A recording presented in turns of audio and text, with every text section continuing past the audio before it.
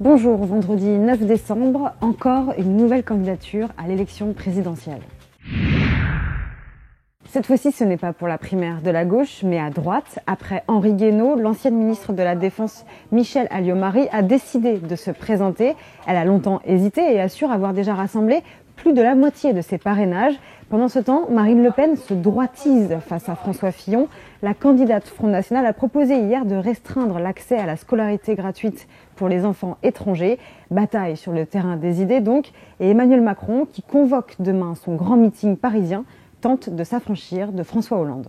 Non mais c'est très important de faire ce distinguo. Ensuite, la politique économique que je mène, elle est, parce qu'il y a eu plusieurs politiques économiques de ce quinquennat, plus tranchée, elle est plus claire, et elle consiste à faire rentrer la France dans le XXIe siècle, c'est-à-dire, sur le plan économique et social, à assumer une flexibilité en matière de droit du travail pour répondre au choc qu'il y a en matière économique, on l'a dit tout à l'heure.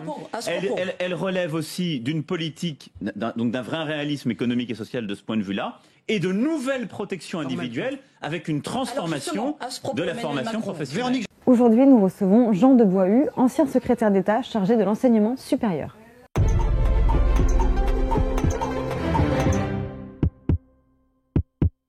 Bonjour Jean de Boishue. Nous rappelons que vous avez publié un livre qui s'appelle Anti-secret sur François Fillon qui est réédité en ce moment. Ce matin, je vous propose 3 sujets d'actualité politique.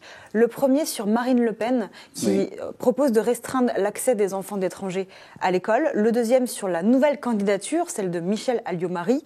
Et enfin, un troisième sur la primaire de la gauche qui est en train de s'organiser.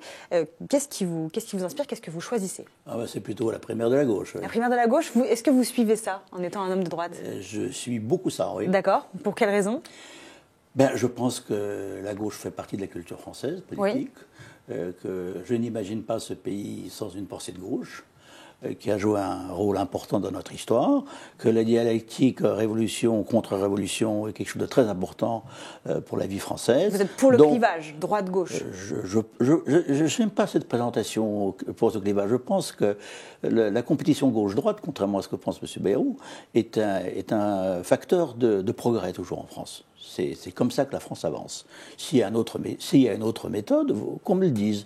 Mais moi, ce que j'ai appris, c'est que gauche-droite, c'était vraiment une manière d'avancer, ce qui n'empêche pas les Français de se réunir sur des grands sujets. Cette primaire, comment elle s'annonce? Est-ce que vous pensez qu'elle aura autant de succès que celle de la droite? Je ne peux pas vous dire comment elle s'annonce. Ce que je peux dire, c'est que j'aimerais pas faire partie d'une écurie de cette primaire-là. Hein. Pourquoi? Parce qu'ils sont nombreux, qu'il y a des choses trappent partout, qu'il y a des candidats sans arrêt, que les gens s'en vont, reviennent, poignardent le président de la République. Enfin bref. Vous pensez que Valls a poignardé François Hollande? Personne n'a été très réglo avec François Hollande, puisqu'il est obligé de s'en aller. François Hollande, candidat seul, il aurait peut-être plus de chances que tous ces candidats. Mais surtout, je voudrais retenir que nous avons fait école. On a fait école. C'est-à-dire cette primaire de droite, elle s'est bien tenue. Il y a eu un vrai débat. Les gens se sont passionnés. Donc faire mieux que nous, à égal de nous, on verra bien. Mais ce qui va être dit pendant cette primaire de gauche est important. Et moi, je considère que pour l'avenir, pour l'opposition, quelle que soit cette opposition du côté gauche, nous devons en tenir compte. Merci beaucoup, Jean de Boishue. Je vous en prie. Benoît Hamon est en déplacement à Rennes. Marine Le Pen est à Paris. Elle anime une convention thématique du Front National sur la santé et le vieillissement. Avant les primaires de janvier pour désigner le candidat à la présidentielle, le Parti socialiste choisit ses candidats pour les législatives. Dans plusieurs circonscriptions, il y avait des primaires hier et aujourd'hui encore. Les investitures sont toujours un moment délicat pour les partis politiques. Dans le 18e arrondissement de Paris, la ministre du Travail, Myriam El Khomri, a été investie de justesse, 89 voix contre 84 pour son adversaire qui était soutenu par la maire de Paris, Anne Hidalgo.